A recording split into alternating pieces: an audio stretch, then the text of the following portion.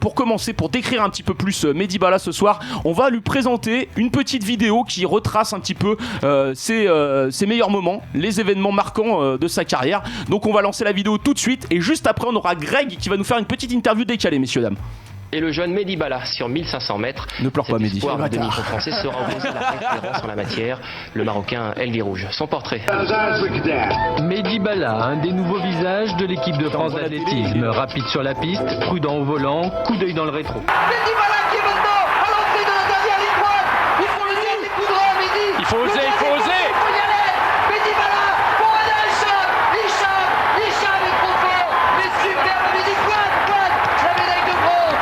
Hicham Elvi Rouge. Mehdi Bala, quel cours. En train de coincer la dernière ligne droite. Le moment de vérité sur ce 1500 mètres. Reyes Esteves, Mehdi, vas-y Mehdi, vas-y. Mehdi Bala à la lutte avec Esteves, c'est pas vrai. Allez, il va manquer quoi? Non, il manque rien.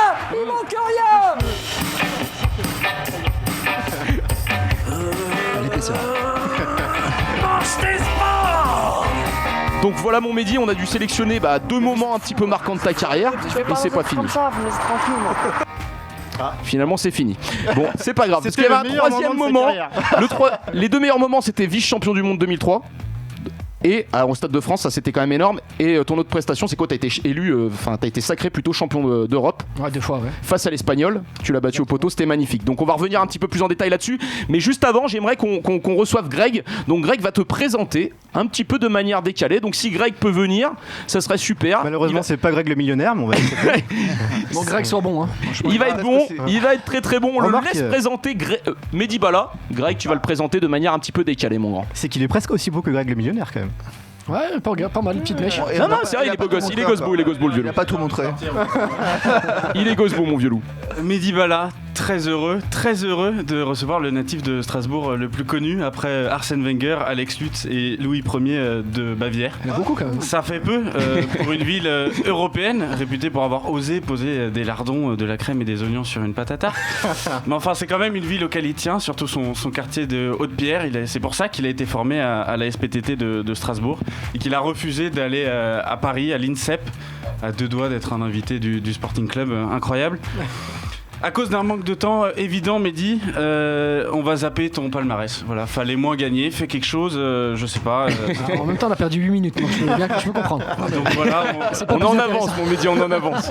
Vous aurez quand même compris, c'est un peu notre Zidane du 1500 mètres, le Govou de l'apéro, le Griveau de la dick pic. C'est lui un champion du demi-fond, alors contrairement à Mathieu qui est spécialisé lui dans le fond de demi. Et oui, tout à fait, on l'a prouvé encore juste avant. Et encore, il aurait pu avoir plus de titres sans Hicham El Guerrouj, comme on l'a vu, son grand rival marocain et athlète le plus titré de la discipline. Mais le plus important, c'est d'avoir porté haut les couleurs de la France, et pour ça, bravo. Surtout dans un sport qui est dominé par la vallée du Rift. Pour les moins bons en géo, on parle du Kenya et de l'Éthiopie, des pays dont on parle finalement peu, sauf si tu les tires en mainnet dans tes cordons bleus ou dans ton savane papy brossard. Attention, je tiens à n'exclure personne de cette chronique. Et moi, quand j'étais petit, on justifiait cette domination des Kenyans par oui, mais en même temps ils font 4 km pour aller à l'école tous les jours, c'est normal que sur piste ils soient premiers. 24 km. Et figurez-vous que c'est un peu vrai, parce que la culture de la course à pied serait l'héritage de l'Empire britannique. Et là pour le coup l'Empire britannique, quel génie. Tu veux des transports ? Non, mais vas-y à pied. non, mais nous on vous laisse la culture de la marche à pied, vas-y. Mais je te jure, c'est comme Apple qui retire les écouteurs des boîtes d'iPhone pour le développement durable. Oh, la philanthropie quand tu nous tiens, c'est incroyable. D'ailleurs, philanthropie, mais t'es toujours dans le sport, t'as conseillé plusieurs sportifs, dont Mayedine Mekissi, compliqué à prononcer, mais si vous le placez au Scrabble, la partie est finie. Hein. On n'a pas le droit non plus. Aujourd'hui, t'es directeur. Bien vu. Aujourd'hui, t'es directeur des équipes de France. Absolument aucune idée de ce en quoi ça consiste. Posez-lui la question, vous faites des recherches sur internet, hein, j'ai pas que ça à faire. C'est prévu, mon vieux. En tout cas, je vous souhaite le meilleur, Mehdi, même si pour moi vous êtes quelqu'un qui est ancré dans le temps. Parce que pour moi, Mehdi Bala, c'est des titres, c'est des frissons. C'est aussi l'époque du sport gratuit sur les chaînes publiques. Ça fait bizarre quand on le dit comme ça, mais c'est vrai. Le souvenir d'un sport qu'on ne suit pas vraiment, d'un homme qu'on ne connaît pas vraiment, mais que l'on soutient de tout notre cœur. Et merci Mehdi pour cette magnifique carrière. Ouais, j'allais te vanner, mais tu t'as bien fini. Donc ça va. Merci mon gars, on peut applaudir. Bon bah belle petite description pour commencer l'émission avec Mehdi Bala et on va passer tout de suite à la première rubrique qui est le sportif qui a mangé son sport. Et on a beaucoup de questions à poser à notre champion d'aujourd'hui.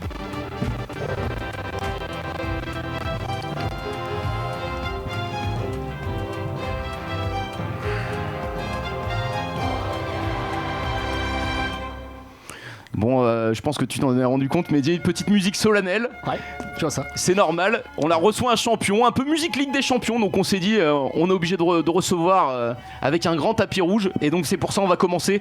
Il y a énormément de questions à poser autour de la table. Je crois que tu voulais commencer, Adrien, tu avais une première question à poser parce que tu voulais revenir, on va dire, sur les prémices de la carrière de Mehdi Bala. Tout à fait, donc je voulais revenir tout début. Hein. Putain, les gars, c'est ma première question en direct à la radio. Ah, on a du mal à dire. Je le vois parce que il semble que t'as un peu chaud là, j'ai l'impression. J'ai un peu mal aux yeux, c'est tout. Ah non, merde. Voilà, ouais. Non, mais en fait, moi je voulais revenir par rapport au tout début. Donc c'est vrai que t'as été surtout connu sur 1000 mètres et sur 1500 mètres. Donc je voulais savoir, donc je pense que. Tu me diras si je me trompe, mais je pense que ça passe déjà par plusieurs étapes. Tu as dû commencer peut-être par le 100 mètres, 800 mètres, 400 mètres ou je sais pas, 3000 mètres steeple par exemple. Et du coup, à quel moment tu dis, voilà, je suis vraiment, t'as le déclic pour dire je suis fait pour le 1000 mètres ou pour le 1500 mètres en fait? Est-ce qu'on le ressent physiquement, grâce à l'entraîneur, mentalement? Enfin voilà, c'est la question que je me posais, quoi. Bah non, en fait, j'ai commencé déjà ma carrière très tard. J'ai commencé à 16 ans. En général, enfin aujourd'hui, on peut accéder à l'athlé tout petit. Hein, donc effectivement, là, on apprend en fait à tous les tout petits à toucher un petit peu à toutes les disciplines de l'athlé. Moi je suis arrivé à 16 ans, donc c'était légèrement tard, et puis mes prédispositions c'était le foncier, donc j'étais très bon sur les longues distances. T'es très bon à l'UNSS. J'étais aussi très bon en UNSS, ouais, même si je trichais un petit peu, j'aimais bien les dispenses de sport, tout ça, parce que j'aimais pas trop courir. Donc, ça c'est quand même énorme. C'est paradoxal, ouais, c'est dingue. Mais non, donc quand je suis arrivé, j'ai commencé à faire un petit peu de cross-country, comme un peu tout le monde. Ah ouais. Et pas comme moi en tout cas. Si, tout le monde l'a fait un peu au collège. Non, je me faisais un petit mot Il se faisait aussi dispenser apparemment. Caché dans un buisson, toi, d'accord. Ouais, c'est ton style. Ok. Bah écoute, non, moi j'ai participé, et puis je gagnais tout le temps. D'accord. Avec un petit peu d'avance en plus, donc j'ai un prof de sport tout simplement qui m'a dit écoute, va faire de l'athlé, t'en feras peut-être ta vie, parce que j'étais en galère à l'école, il faut dire la vérité. Ouais. T'en feras peut-être ta vie. Bah, en galère à l'école, mais dans un établissement aussi en galère. Qui était en galère, ouais, d'accord. Complètement. Donc c'était en vrac. Au départ, je dis n'importe quoi, c'est des conneries, donc j'y suis pas allé. D'accord. J'y suis allé quelques années après avec des copains qui étaient venus me chercher, qui eux faisaient de l'athlé. Et ça a démarré un petit peu comme ça. La première année, c'était fun, on s'amusait. La deuxième année, j'ai pris les choses un petit peu plus sérieusement parce que je m'étais pris 2-3 raclés. Ouais. Et j'avais un orgueil a priori de champion et je voulais plus rééditer, enfin en tout cas réitérer ce genre d'exploit. D'accord. Je voulais gagner tout simplement. Ouais, c'est là que j'ai commencé à gagné. m'entraîner sérieusement et j'ai commencé le 1500 parce que c'était une discipline qui me permettait de m'exploiter avec mes capacités et de foncier et de vitesse. Donc c'est le 1500, c'est un mix des deux. C'est un peu allié les deux. Ouais. Et toi, Mehdi, quand t'as commencé, t'as fait directement du demi-fond ou alors t'as fait aussi un peu, je sais pas, du javelot, du 100 mètres? Non, toi t'étais vraiment concentré là-dessus, t'étais focus là-dessus. Complètement. Et j'ai la chance de tomber sur un entraîneur qui était pour moi en tout cas encore aujourd'hui le meilleur entraîneur du monde, qui malheureusement a arrêté.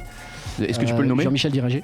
D'accord. Donc lui c'est le meilleur entraîneur du monde. C'est un vrai Alsacien, Diringer, c'est un vraiment c'est vrai en plus. Bah, je pense que pour moi c'est le meilleur entraîneur du monde. Ouais. Ah d'accord, carrément. Ouais. Ça c'est beau. Et c'est pas parce que c'est mon éducateur, c'est pas parce que c'est lui qui m'a conduit là où je suis arrivé, mais c'est vraiment parce qu'il a une science d'entraînement qui est dingue. Et malheureusement on l'a perdu, donc c'est un peu dommage. D'accord. Pourquoi on l'a perdu? Parce qu'il a voulu arrêter. Après moi non, il est pas mort. Il est tout. C'est vrai que on m'a posé la question, mais si je me suis dit il est décédé. Il y a eu conflit. Je me suis dit le mec peut-être eu un souci. À l'époque c'était pas encore la retraite à 66 ans. Non mais c'était un bénévole, il faut saluer ça. Et donc voilà, il était bénévole. Et pour toi c'était vraiment le meilleur entraîneur que tu as eu tout au long de ta carrière. C'était pas, c'est le. Oui voilà, c'est vraiment. Non et puis c'était le seul. Non mais on a tissé des liens très forts. C'était quelqu'un qui me ramenait, enfin qui venait me chercher au quartier alors que personne rentrait dans ce fameux quartier, qui nous ramenait tous les soirs. Donc il avait ce courage-là et il nous a poussé, il nous a emmenés, il nous a portés et il nous a fait découvrir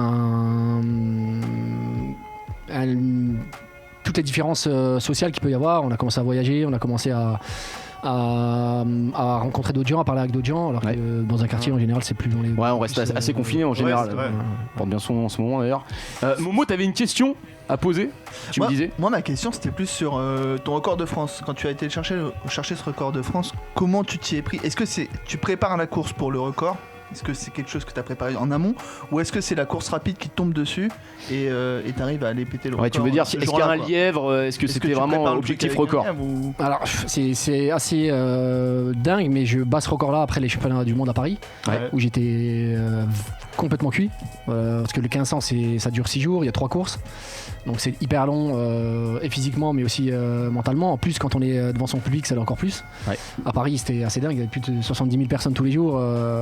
Donc c'est assez fou. T'as kiffé quoi, Mehdi? Les Français étaient très attendus, alors j'ai kiffé, mais la pression elle était. Ouais, j'imagine que t'as dû chier mou, enfin désolé l'expression, mais non, mais désolé, mais c'est vrai que t'as dû être stressé un petit peu les veilles de course. Pendant cette course, parce que t'étais attendu en plus. Pour revenir à la course de Paris, ce qui était assez dingue, c'est le bruit. Ça m'a impressionné parce qu'en général on est dans sa bulle quand on court et on n'entend pas grand chose, on se rappelle pas de grand chose. Par contre là, il y avait énormément de bruit et je me rappelle à un moment, je me suis dit putain, mais c'est quoi ce bordel? C'est vrai, tellement c'était le feu, tellement c'était le dawa. Tellement c'était dingue. Donc ça m'a aidé un petit peu à sortir du truc et rester. Voilà, et puis à pas être trop focus sur la course et c'est bien. Ça fait passer le temps un peu plus simplement. Pour revenir au record, c'était juste après. Ouais. Donc j'avais pas envie en fait. Je suis arrivé sur cette course-là parce que voilà, il y avait un peu d'argent, on gagne notre vie en meeting, donc il faut aller courir un petit peu les meetings. Et moi, j'avais pas du tout envie, donc mon coach m'a dit écoute, vas-y, fais-la comme ça, tu verras bien ce que ça donne. Effectivement, je suis allé comme ça. Et la chance que j'ai eue, effectivement, c'est qu'il y avait une conjonction de plein de choses. Il y avait des très bons lièvres à cette époque-là, et j'avais Hicham qui était devant, qui m'a amené jusqu'au bout, quoi. Donc, et alors donc le fait d'avoir Hicham a fait ton lièvre. Voilà, c'est pas un lièvre, complètement. Mais il fait un rôle de lièvre d'une certaine manière dans cette course. Bah ouais, parce que moi je l'ai scotché jusqu'au bout, quoi. Et enfin j'ai essayé de le taper malheureusement. encore une fois c'était bref. Non mais c'était le même écart que quelques semaines avant au championnat du monde. Donc voilà, ça voulait vraiment dire qu'on était. Vous aviez approximativement le même niveau, quoi. Enfin, même à ce moment-là, je pense.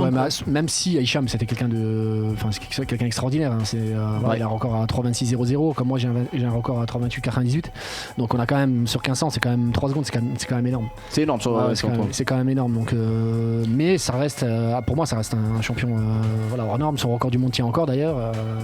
Et le record de 1500 mètres en France, tu le tiens encore. Ouais. C'est exceptionnel. Est-ce que tu as des petites pépites, je veux dire, tu penses qu'ils pourraient potentiellement dans les années à venir, notamment Paris 2024, inquiéter le 1500 se porte pas mal en France là. Alors bon, il y a toujours un conflit générationnel à un moment où quand il y a eu un très grand, en général, il y a un creux.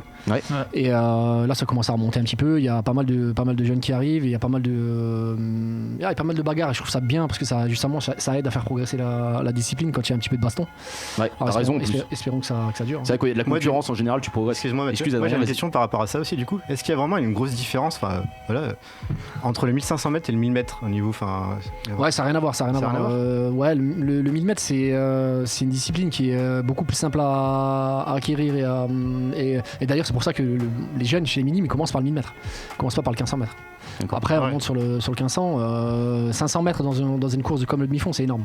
Il y a vraiment une vraie tactique, faut vraiment savoir gérer sa course parce que alors il y a différents styles. Moi j'étais quelqu'un de très prudent, je partais pas très vite, par contre je finissais très vite. Il y en a d'autres qui veulent partir, notamment les Africains qui partent très très vite et qui finissent comme ils peuvent. Rapide aussi.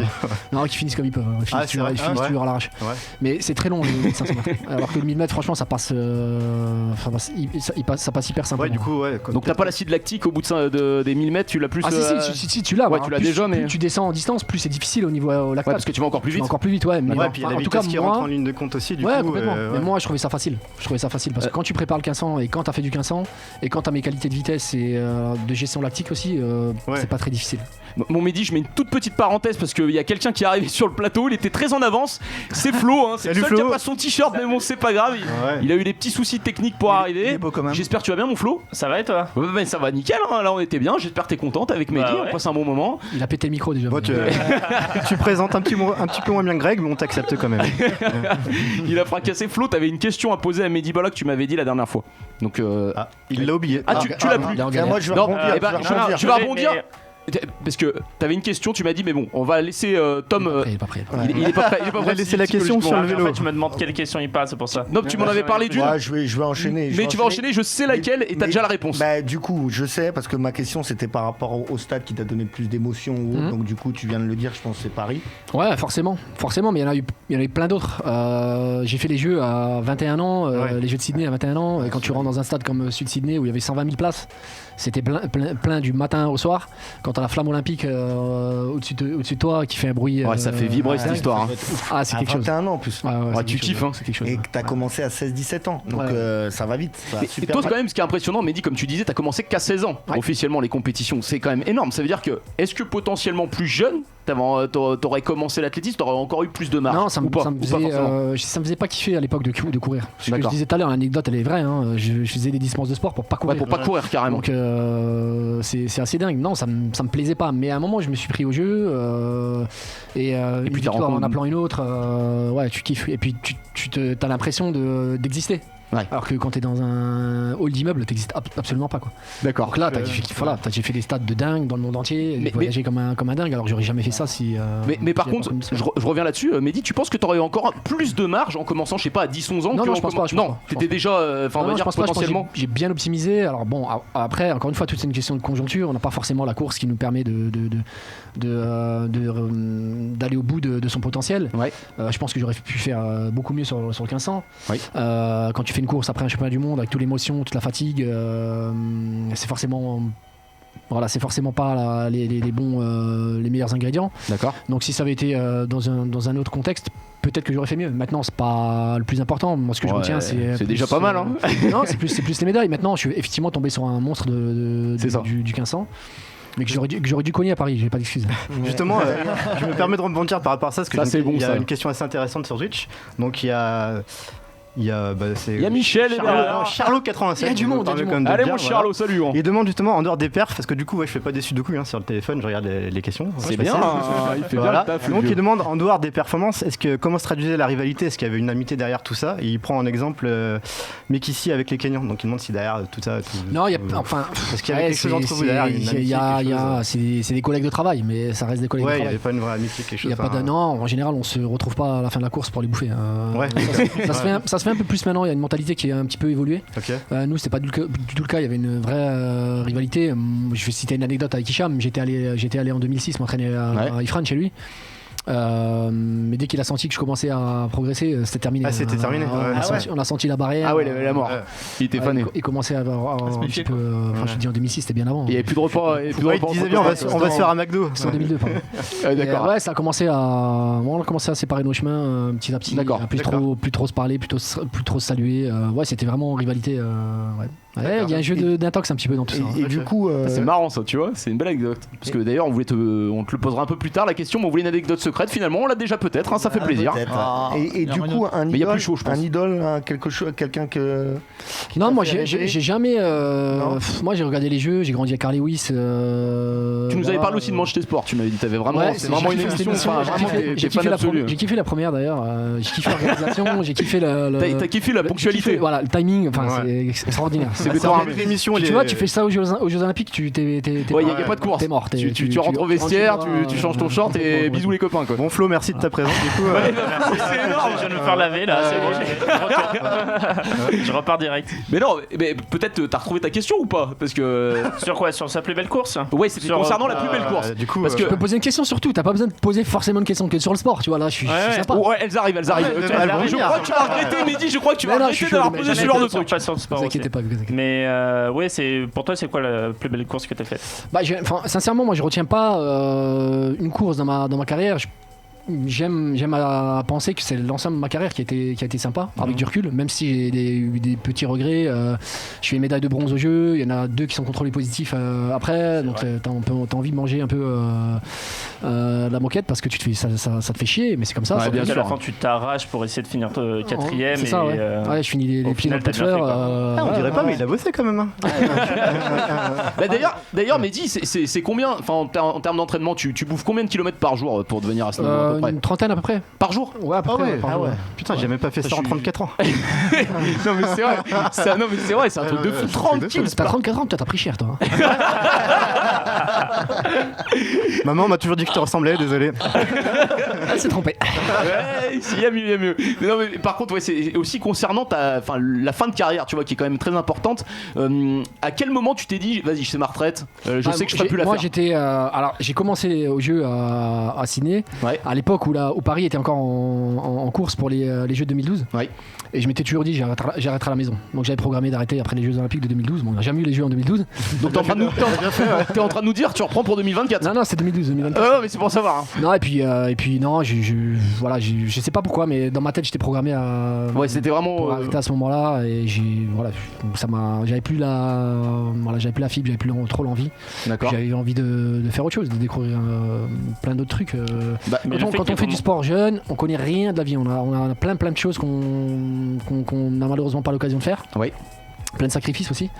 30 kills par jour. Ouais, matin, soir, c'est un vrai métier. Tu viens pas faire la Java après le soir, c'est terminé les opérations. J'ai testé, mais c'est compliqué. C'est vrai que t'as testé un petit peu des fois, de pour faire les un peu la chouille. Ça pique. Il faut dire que ça aurait pu être pire, t'aurais pu être rouquin. J'aurais pu. C'est une petite dédicace à Momo. C'est pas facile tous les jours pour lui, vraiment. Non, mais ils sont bons les mecs. Donc il est loin, c'est pour ça. Après les 30 km, tu l'as fait un petit peu.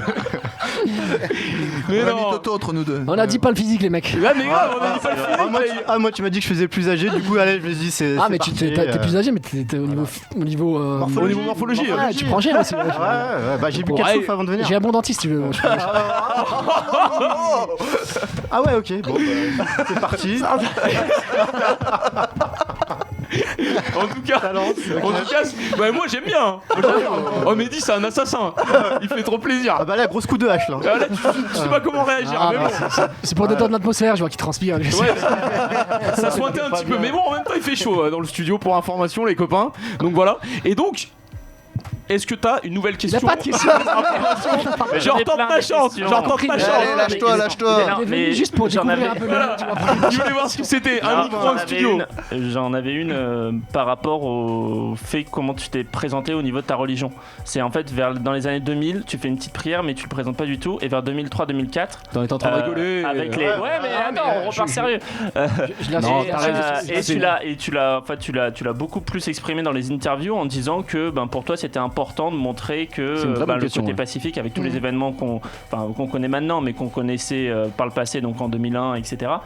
Et pourquoi toi ça te tenait à cœur du coup de montrer cette image Parce que je pense qu'on montre trop le côté négatif de la religion musulmane et des religions en général, j'ai envie de te dire, et que malheureusement on montre pas assez le côté positif, le sport, ce que sont capables de faire les sportifs, les sacrifices encore qu'ils font, parce qu'il y en a beaucoup qui font le ramadan pendant ça c'est un truc de fou. Tu l'as fait toi? Qui s'entraînent, moi je l'ai fait, ouais. Donc 30 kills par jour et à jeun. Ouais, ça m'arrivait, ouais. Wow. Donc on est à fond dans notre religion, et malheureusement on est tous d'accord pour dire que tout ce qui se passe c'est plus grosse des merdes, que ça. Mais bien sûr, c'est absolument pas en rapport avec notre croyance. Mais c'est des connards et puis de fou. Voilà, c'est tout. Il y a juste ça à dire. Non, mais ce qui est difficile, c'est qu'aujourd'hui il y a des crétins absolus dans chaque religion. Déjà, il faut le préciser. Mais ce qui est dur, c'est la stigmatisation. Ouais, c'est la stigmatisation. Moi, ça me rend zinzin. Ça, c'est des trucs. Tous les musulmans ne sont pas des assassins. Encore heureux. Il y a 1 milliard 700 000 musulmans quand même dans le monde. C'est quand même terrible que tu sois obligé de le préciser, quoi. C'est terrible. Non, mais c'est terrible. Mais bon, s'il faut se battre, s'il faut en parler, on le fera. Et donc c'était non, mais c'est pour ça que je te pose cette question. C'est parce qu'au début, tu l'as vraiment gardé pour toi, et puis au bout d'un moment, t'as décidé d'un peu plus. Ouais, et puis je l'ai regardé pour moi après un moment, parce que je me suis rendu compte que ça avait pas l'impact que ça devait avoir, malheureusement. D'accord. Ouais, c'était mieux d'en parler, et que j'ai aucun problème avec ça. Même si, encore une fois, la religion c'est personnel et ça doit le rester. Mais bien sûr. Après, je veux dire, dans toutes les religions, il y en a, ils montrent un petit peu, de quelle religion ils sont. Enfin, je veux dire, ça choque personne. Et puis, t'as bien raison de le montrer si t'as envie de le montrer. Moi, ça, c'est assez dingue quand on a le droit de montrer. Moi, je veux dire, chacun fait juif. Voilà, en général, quand ça touche la religion musulmane, c'est toujours problème. Moi, je suis catholique. Je veux dire, ça me dérange pas de porter une croix. Voilà, personne m'agresse.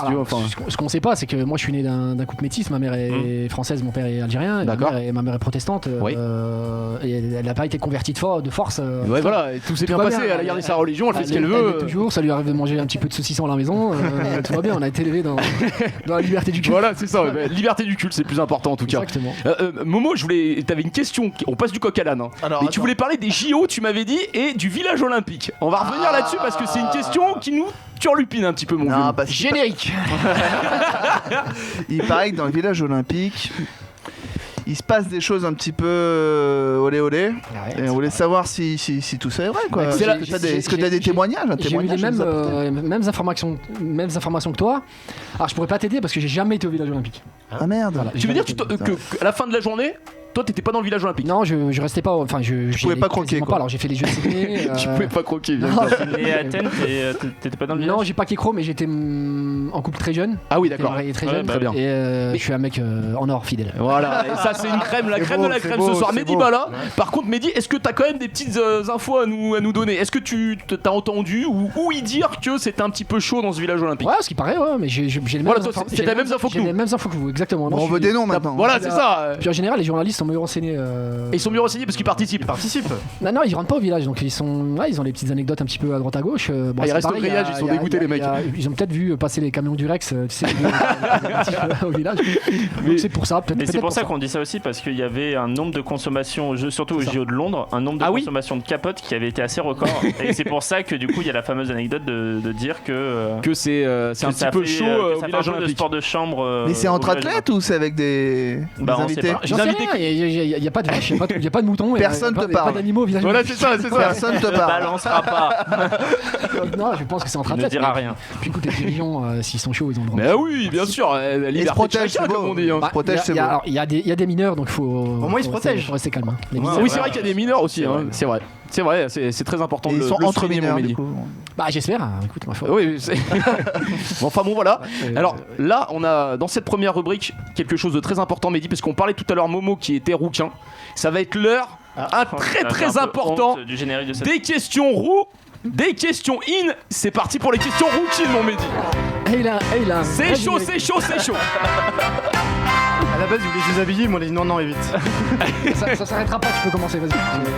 Pas trouver le... Alors, il y a 10 questions qui vont être posées par Momo. Alors là, ça n'a rien à voir avec ta carrière. Tu le demandais, tu le souhaitais tout à l'heure. Ouais, sans problème. Et là, c'est parti. On va en savoir un petit peu plus sur toi, Momo. Ah, je t'avoue, on m'a bridé, hein. Donc Ouais. Non, mais vas-y, tu sais quoi, lâche, jette ta fiche. Non.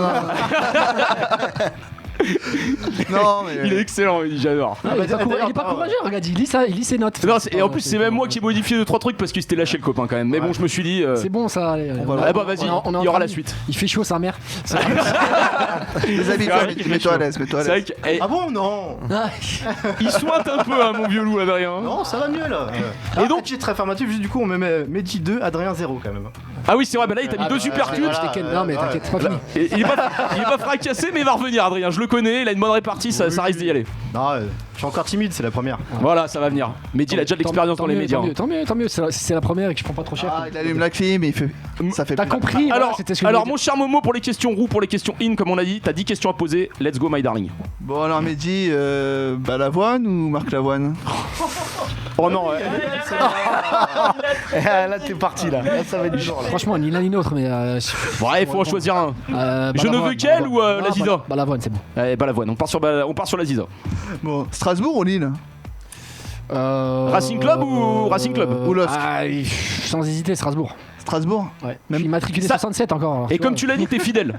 Et ça fait plaisir. Hyper fidèle. Donc t'es du terre-terre, t'es strasbourgeois. J'ai migré à Lille par amour, hein, donc c'est pas par envie, tu vois. C'est contraint et forcé.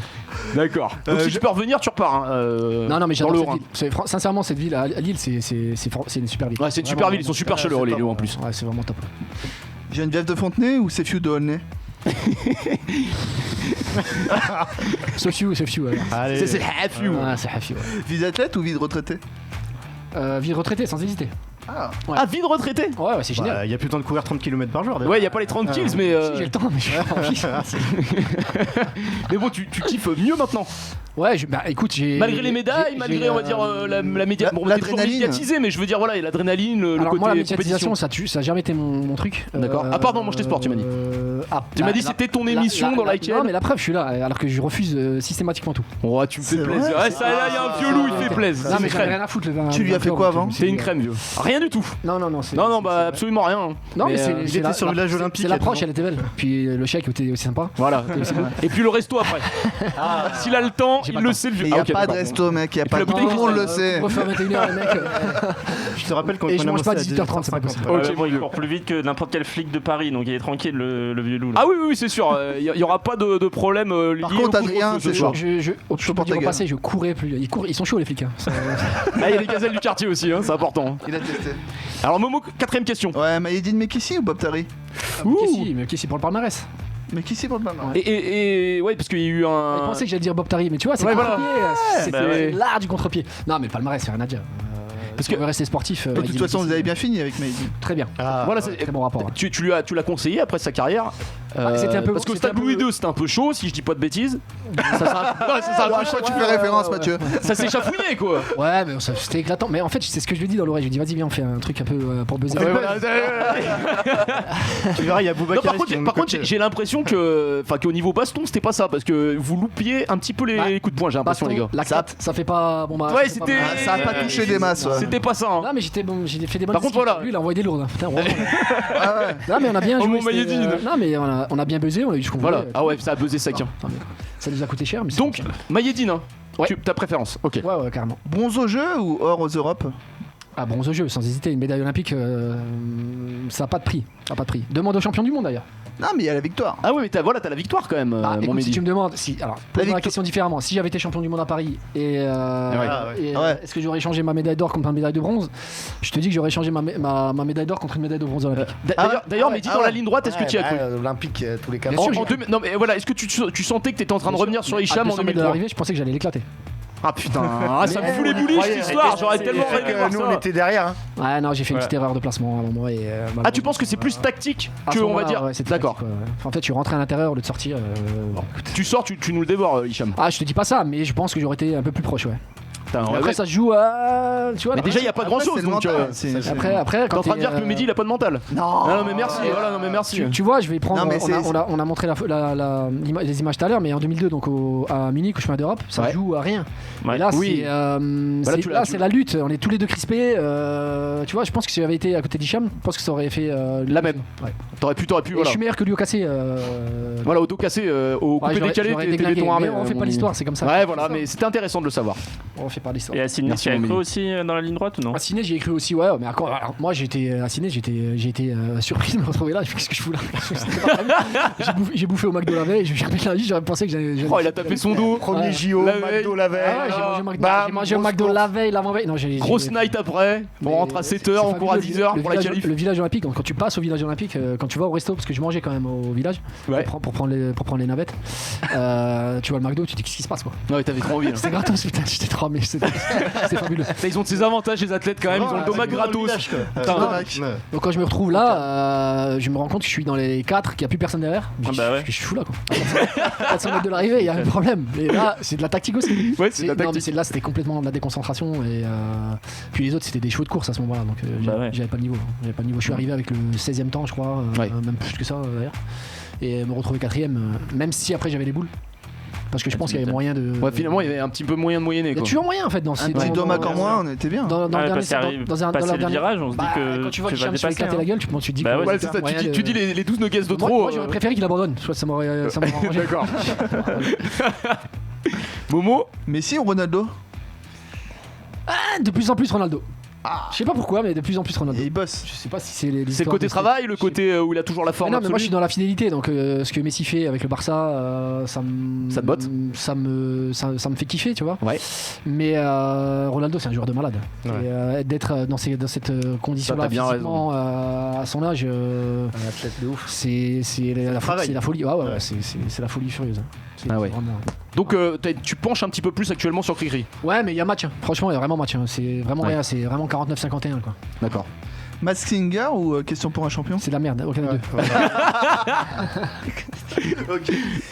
Cyril Diabaté ou Jérôme Le Banner? Ah, le banner, j'aime bien, j'aime assez. Donc c'est du K1 pour ceux qui ne savent pas, c'est un sport de combat et c'est du MMA Cyril Diabaté. C'est un peu ma génération, tu vois. Voilà, donc Jérôme plus Jérôme. Plus GG. Ouais, puis bon, il a une reconversion dans le cinéma qui est sympa. Donc c'est vrai. On en parlera à Cyril pour la semaine prochaine. Ouais. Il sera content de l'apprendre en effet, mon moment. Hein. Il sera refait de savoir que il passe en second pour Mehdi. Mais bon, attends, les goûts, les couleurs, ça se contrôle pas, hein, c'est pas grave. Hein. Il donne son avis, Mehdi, il est franc, c'est nickel. Est-ce que t'as un coup de cœur ou un coup de gueule à passer Voilà, ce soir? très important. Non, je suis pas dans le. Non, jamais, je fais jamais de coup de gueule. Un coup de cœur alors. Un petit coup de cœur. Qu'est-ce qui t'a marqué? Est-ce que par exemple en ce moment en athlétisme, l'actu le coup de gueule, c'est malheureusement les tribunes vides. Je suis très déçu de voir que le sport prend cher. Malheureusement, tout le monde doit y mettre du sien dans ces moments un petit peu compliqués. Ouais. Mais non, le coup de cœur, ça pourrait être aussi tous les sportifs qui jouent le jeu et qui galèrent à faire des tests régulièrement pour pouvoir accéder et au stade et aux infrastructures. Donc toi qui est directeur des performances de l'athlétisme français, c'est bien ça, je suis directeur des équipes de France. Des équipes de France, mais c'est à peu près, on va dire, c'est à peu près la même chose. Je voulais savoir, quand il y a des entraînements les matins, il y a forcément, on respecte les gestes barrières, mais également des tests qui sont faits assez régulièrement. Les athlètes sont testés régulièrement. Alors pour aller en stage, par exemple, ils doivent être testés. On a un protocole au sein de la Fédé qui est bien détaillé. Donc 72 heures avant, ils doivent être dans les règles. Forcément, il faut être dans les règles, comme tous les footeux, comme tous les autres sports. Exactement, on limite les encadrements. Et ce qui est bien, alors aujourd'hui, ce qui était moins pendant le confinement, c'est que les athlètes ont aujourd'hui accès à toutes les infrastructures sportives quand tu es un athlète de haut niveau, quand tu es sur les listes ministérielles. D'accord. Voilà, c'est un traitement particulier parce qu'ils ont un protocole particulier aussi et qui reste un petit peu. Enfin, ils ont une bulle quoi. Ils ont vraiment une bulle sanitaire qui est construite autour d'eux. Et donc, on ne pose pas la petite question concernant le couvre-feu, t'as pas l'air chaud finalement? J'ai pas l'air chaud pour le couvre-feu. Ouais, qu'est-ce que t'en penses? Non, je suis pantouflard, donc ça me dérange pas plus que ça. Mais non, mais ça contrainte moi qui me fait chier. Voilà, c'est qu'il y a énormément de contraintes. Ouais, voilà. Ok, on respecte les règles évidemment, mais potentiellement, c'est ce côté, c'est trop restrictif. Je sors plus de chez moi, donc c'est simple. Ouais, voilà. Actuellement, tu sors plus de chez toi. C'est pas compliqué. D'accord. Sauf pour manger tes sports, quoi. Ouais, sauf ça. Mais voilà, c'est la seule sortie de la semaine pour Mehdi. T'as ramené ton lit et tout. T'as vu un peu. Du coup, vu qu'on a un peu hors partie, j'ai une question de Julie là qui nous demande si tu fais partie d'une association quelconque ou quelque chose. Non, plus. Non, je fais des trucs pour elle régulièrement, mais je suis pas forcément, je suis pas plus impliqué que ça, même si j'aimerais l'être plus. Ok. D'accord, voilà, c'est intéressant. T'as du temps pour donner le meilleur auprès des athlètes français maintenant, mon Mehdi. Ouais, écoute, c'est un super boulot. Tu peux nous en parler un petit peu de ton nouveau, c'est plus un nouvel emploi parce que tu le fais depuis un certain temps, mais ça consiste en quoi exactement? Donc, je suis arrivé à la Fédération française d'athlètes sur l'impulsion de Gany Yalouz qui est dans les ouais, on l'a vu dans le backstage. On lui fait des grosses bises. Backstage, qui m'a fait confiance, qui m'a demandé tout simplement d'être un petit grand frère. Enfin, grand frère, j'aime pas trop ce mot-là, mais voilà, d'être dans l'accompagnement des athlètes et de créer une vraie proximité avec les tout meilleurs. Ouais. Ce que j'ai réussi à faire grâce à mon passif pas si lointain d'athlète de haut niveau et puis mon palmarès. Et au fur et à mesure, moi j'ai gravi des échelons à la Fédé pour arriver à la direction des équipes de France. Alors c'est assez simple. On a énormément d'événements internationaux tous les ans, une quarantaine à peu près. D'accord. Et on se doit de préparer aussi bien les athlètes que les événements. Donc on est quelques-uns. Moi je gère tout ce qui est logistique, donc ça tu fais aussi hein. D'accord, donc tu gères toute la logistique, l'organisationnel pour préparer au mieux les équipes qui vont se déplacer. Les voyages, les hôtels. D'accord. Pour nous, le but, et ça c'est ce que j'ai tendance à dire à mes équipes, c'est d'être. Il prend des grands 5 étoiles, Mehdi. Non mais on rigole pas, mais on essaye. Bah ouais, j'imagine, normal, dans les meilleures conditions. Dans les meilleures conditions possibles pour qu'ils soient. Alors c'est pas forcément les 5 étoiles. Il y a plein de choses. On fait gaffe au lieu de vie, c'est important parce que. McDo à volonté. On fait en sorte que. Airbnb. Ah, tu vois, ça c'est un critère en général pour moi, c'est. C'est radical. Ouais, c'est radical. Mais non, il nous l'a dit tout à l'heure, Mehdi, tu nous as dit tu manges plus de sucre. Je mange plus de sucre, non. Voilà, donc là, tu sais pas ce que tu conseilles auprès des athlètes pour qu'ils soient dans la meilleure des formes. Bon, ça m'arrivait d'aller manger au McDo, mais je mangeais que le steak, donc c'est pas marrant quoi. Ah ouais, d'accord, ouais, y a plus le plaisir, Non, mais franchement, le but de mon travail, c'est de mettre les athlètes dans les meilleures conditions possibles, aussi bien sportivement qu'au niveau logistique, médiatique aussi. On essaie de les accompagner. On essaie de faire en sorte qu'ils soient les mieux lotis possibles. On sait qu'ils sont très sérieux. Encore une fois, je suis bien placé pour en parler. Les sacrifices qu'un athlète fait, c'est assez phénoménal. Donc voilà, on se doit nous d'être à la hauteur de l'engagement qu'ont les athlètes. Et au niveau du standing, ça a évolué par rapport à ton époque ou non? Niveau standing. Au niveau des hôtels, au niveau de la. Non, mais en fait, c'est la fédération internationale ou la fédération européenne qui nous propose différents hôtels, et puis on choisit on a juste un choix à faire. Et nous, on a plein de critères parce que comme on est une grosse délégation, déjà on a le souci de la capacité de l'hôtel. Moi, j'aime pas trop partager les hôtels avec de grosses délégations. Pour moi, c'est un problème. J'aime pas les hôtels trop petits. J'aime bien qu'il y ait un petit peu d'espace pour qu'ils puissent. un petit concon familial. Ouais, qui est un vrai truc qui puisse se créer un peu, voilà, en dehors de la chambre. C'est des critères qui sont assez simples, mais moi ça c'est l'expérience. En fait, moi je le sens quand je le vois. Mais dire en termes de budget, si on devait parler de la Fédération française d'athlétisme comparé, je sais pas, on va dire aux Amerlocs, enfin aux Américains, il y a énormément de différences de budget. Bon, c'est pas le même système puisque c'est très universitaire aux États-Unis, mais est-ce que ça fait une grosse différence en termes de budget? Je peux le dire, le budget de la Fédération c'est 24 millions, c'est public, donc c'est pas. Ouais, voilà, c'est public. Je pense que la fédération américaine c'est 4-5 fois ce budget-là. Après j'ai pas les chiffres, mais c'est ça à peu près, c'est d'ordre. Alors attention, nous c'est pas le même monde. Moi c'est ce que j'ai tendance à dire. On compare beaucoup la France aux Américains. Comparé la France aux Américains. Sauf que nous on est 66 millions, eux ils sont 326 millions. C'est ça. Donc ça a strictement rien à voir. Kiff Borico, on va dire, ça serait à peu près le même budget par personne. À Rio, au nombre de médailles, on était aussi bon qu'eux, au nombre d'habitants. Mais c'est ça qui est énorme. Donc une grosse nation d'athlètes français. On est une grosse nation. Ouais, ça fait plaisir. Parce que c'est vrai que tu vois qu'il y a eu, je crois que c'était les derniers, c'était les championnats du monde, je crois, où il y avait eu que 2 médailles. C'est bien ça. Où entre guillemets, il y avait eu un peu les critiques du fait que les précédents championnats du monde, il y a eu plus de médailles. Toi, t'en penses quoi? Qu'est-ce que tu réponds aux détracteurs? Il faut remettre les choses dans leur contexte. C'est un championnat du monde pré-olympique. Les athlètes sont jamais à 100%. très bons. La seule fois où on a été très bon, c'est en 2003, mais on n'a pas été bon au jeu. Donc il faut savoir ce qu'on veut. D'accord. Donc on vise les JO là cette fois. À mon sens, c'est mieux de viser les JO. Ah ouais, c'est clair, c'est magnifique. Que de se tuer. Alors moi, c'est ce que j'ai dit concernant Doha, parce que c'était à Doha, dans des conditions qui étaient infernales. Il faisait 90% il y avait 90% d'humidité, il faisait plus de 40 degrés toute la journée, c'était des stades climatisés. Donc quand tu passes du chaud au froid, c'est galère, ça fout la courante. C'est une vraie galère. Ça fout la gaillette. Non mais c'est vrai, ça peut mettre la gaillette l'histoire. Non mais grave. Mais grave, mais bien sûr. Changement de elles sont fantastiques. Non mais changement de température, t'es en galère. Moi je suis désolé, ça me travaille le bide.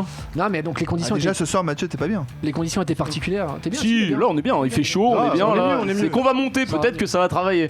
Ouais, donc je te disais, les conditions étaient particulières. Moi perso, en tant qu'athlète, je pense que j'y serais même pas allé. Ah, t'y serais même pas allé carrément?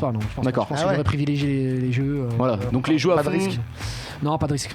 Et du coup, les JO à Tokyo, si ça reste, si c'est revenu, toi. Ouais, si c'est maintenu, parce que j'aimerais bien savoir ça, moi.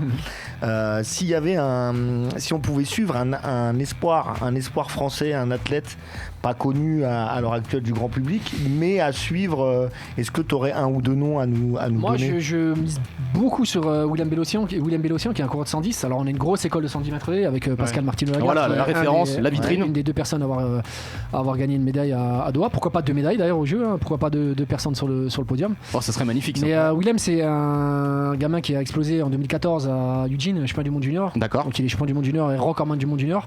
Et on sait qu'en général, ce genre de profil-là, c'est des gens qui explosent. D'accord. Quand t'exploses dès que t'es junior, en général, t'as une tendance à avoir un trend plutôt positif pour continuer. Et puis c'est un mec génial. Moi, je pense qu'un champion, c'est un tout. C'est pas seulement. Ah ouais, moi je suis d'accord. Bah t'es un peu l'exemple, Mehdi, parce que regarde, t'es champion et en plus t'es vachement humble et on rigole bien avec toi, donc ça fait trop plaisir. Très con aussi. Non mais je sais, mais là en tout cas ce soir c'est parce que tu nous montres et ça fait plaisir, tu vois. Mehdi, on va passer à la 2e rubrique de l'émission. Donc là on va passer du coq à l'âne, c'est un peu l'apéro au Dijon. Tu lui as niqué son questionnaire. Il est fini son questionnaire. Il était fini. Il le sait. Il le sait, il est terminé. On est pro.